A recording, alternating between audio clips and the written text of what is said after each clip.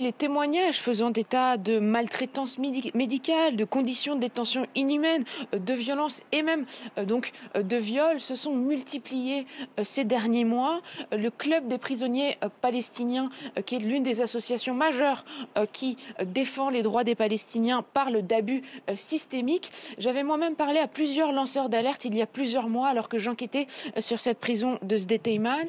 Et l'un d'entre eux, un médecin israélien qui parlait bien sûr sous condition d'anonymat, me disait qu'il avait été témoin de faits de violences médicales très graves, des détenus par exemple menottés jour et nuit, attachés à leur lit.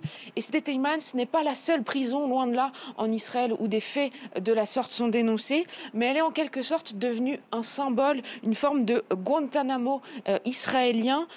En mai, de nombreuses enquêtes journalistiques avaient fait en partie lumière sur certains des faits qui s'y déroulent, notamment une enquête très forte de CNN qui avait été largement reprise dans le monde entier. Et suite à ça, les autorités israéliennes avaient annoncé qu'elles allaient déplacer quelques centaines de détenus de la prison de Sde-Teyman vers d'autres prisons plus traditionnelles.